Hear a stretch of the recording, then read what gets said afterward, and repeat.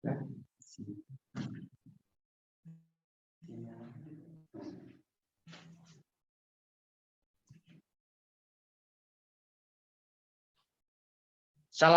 warahmatullahi wabarakatuh. Selamat pagi pemirsa. Selamat datang di bincang-bincang kita, podcast kita mengenai teh. Kali ini kita mendatangkan ahlinya Pak Sabri dari Pusat Penelitian Teh dan Kina Gambung, Bandung, Jawa Barat. Selamat pagi Pak Sabri. Selamat pagi Pak. Oh ya, sudah minum teh Pak Sabri? Udah banyak tadi udah quality control di pabrik teh. Iya. Pak Sabri, yang diminum biasanya Bapak minum teh yang mana? Teh hitam atau teh hijau apa teh putih? Saya sering itu teh hitam Pak. Oh Teh iya. hitam. Kalau sekarang ini sering teh oolong karena di teh oolong atau teh spesial karena di lab ini sering tiap hari hampir ngetes Pak. Oh iya. Oh, teh spesial. Ya, kali ini kita ingin menggali mengenai teh hitam, Pak. Oh, teh hitam. Oh, iya. Ya, black tea. Ya, jadi kalau bedanya apa? Black tea atau teh hitam dengan teh-teh yang lain itu karena apanya tuh, Pak Sabri? Biasanya. Yang jelas perbedaannya itu sebenarnya di proses pengolahan Pak. Oh, iya. Prosesnya saja. Jadi kalau bahan baku, pucuk itu bisa sama gitu. Jadi prosesnya diapakan kalau yang hitam, biar hitam itu? Kalau untuk teh hitam, itu kan sebenarnya dari dulu pasar teh Indonesia dan produsen, terutama produsen BUMN, PTPN itu mayoritas teh hitam. Oh. Nah ada beberapa teh swasta yang teh hitam juga, tapi rata-rata swasta dan rakyat itu teh hijau. Oh iya. Itu kalau menurut Pak Sabri, enak mana sih teh hitam sama teh hijau atau teh putih? Enaknya gitu.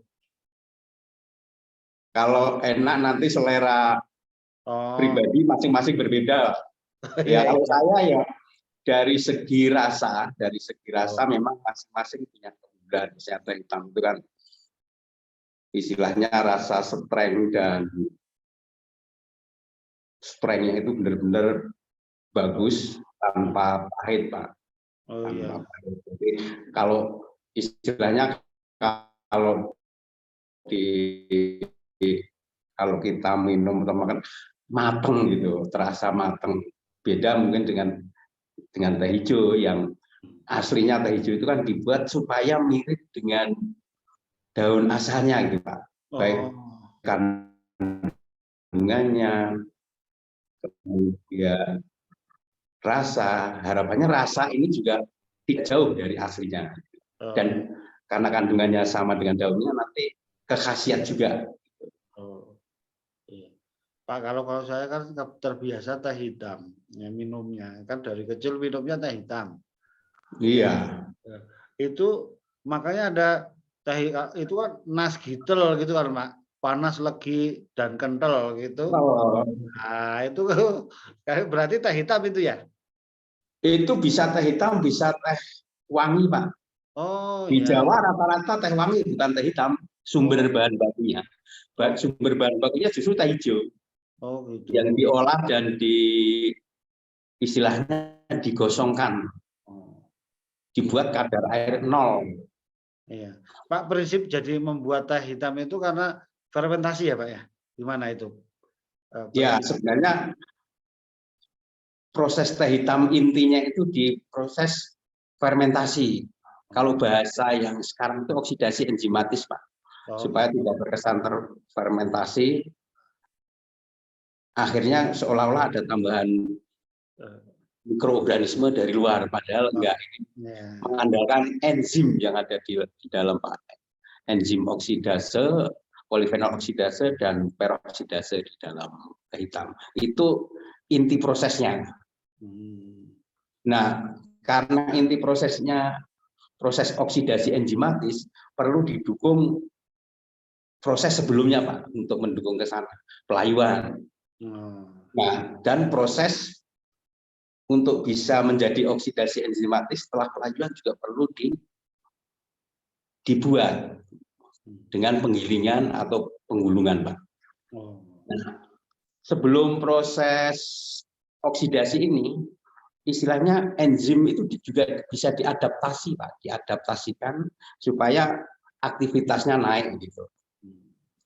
Di daun itu kan di situ ada enzim, terus ada polifenol, kemudian ada senyawa-senyawa gula lainnya yang jumlahnya sedikit, kemudian ada serat, pektin, dan lain sebagainya, dan semuanya berguna untuk teh hitam.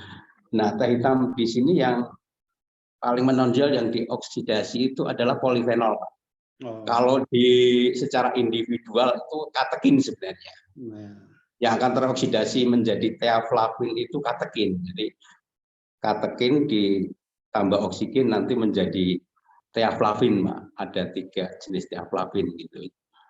Nah, di situ teh hitam arahnya ke situ. Jadi gimana caranya supaya dapat teaflavin dari reaksi katekin ini sebanyak-banyaknya. Karena di situ akan mengindikasikan rasa teh itu menjadi strength, kemudian seger, freshness gitu ya. Nah, harapannya teaflavin ini kalau untuk TTC ya di kisaran 2 atau lebih itu lebih bagus. Kemudian kalau ortodok ya di kisaran 1 gitu, Pak. Semakin tinggi semakin bagus teaflavin ini di teh hitam. Oh iya. Nah, Jadi Pak Sabri tadi ngomong ada teh hitam ortodok, teh hitam CTC tadi. Wah, itu apa itu? Apa bedanya? ya. Nah, setelah dari prinsip pengolahan itu di teh hitam itu ada yang namanya teh hitam CTC, ada yang teh hitam ortodok. Nah, teh hitam CTC ini yang teknologi ini yang lebih istilahnya lebih baru. Padahal ortodok dan CTC itu istilah ya, ortodok bukan ortodok yang apa namanya ortodok yang benar-benar kuno, bukan, tapi sistemnya adalah sistem kayak penggulungan tangan. Yang CTC tadi sistemnya ini, Pak, di crushing, tearing, dan nanti curling gitu ya. Nah, di situ sekaligus di dalam satu alat mesin yang namanya CTC itu, Pak. Itu ada dua alat giling yang silinder dengan kecepatan, ada pisaunya dengan kecepatan putar yang berbeda, 1/10, yang satu kencang yang satu pelan. Nah, di situ akan menggerus teh tadi yang menjadi semacam partikel kecil bulat-bulat gitu, Pak. Kecil bulat, tapi di situ sebenarnya tingkat crushing dan pemotongannya sudah benar-benar lebih sempurna dibanding dengan ortodok. Makanya karakter yang ada di CTC itu kalau diseduh ya lebih pekat gitu, kemudian oksidasinya lebih cepat karena sudah kontak antara enzim dan enzim polifenol dan polifenolnya beserta oksigennya lebih intens. Biasanya ini teaflavinnya lebih tinggi. Iya. Pak Kemudian Sabri, ya. Nah, itu kalau kita cerita tadi selera masing-masing di dunia maupun di Indonesia itu mana, Pak, yang seneng teh hitam itu? Kalau Indonesia, Jawa Barat ini banyak teh hitam, Pak. Oh gitu, bukan teh hijau Teh ya? hitam, walaupun kebanyakan juga grade 2 gitu kan, gratis. Kalau di Jawa, mungkin Jawa baik udah nyampe Sumatera, Kalimantan itu hobinya, gayanya itu teh wangi, Pak. Oh. Teh wangi dari teh hijau sebenarnya yang digosok kemudian dicampur bunga. Oh. Biasanya bunga melati. Jadi nanti diseduh nas gital tadi tambah gula gitu. Oh ya. Oh, Itu di Jawa sebenarnya Barat malah teh hitam ya. teh hitam. Nanti Sumatera ke sana juga teh hitam, Pak.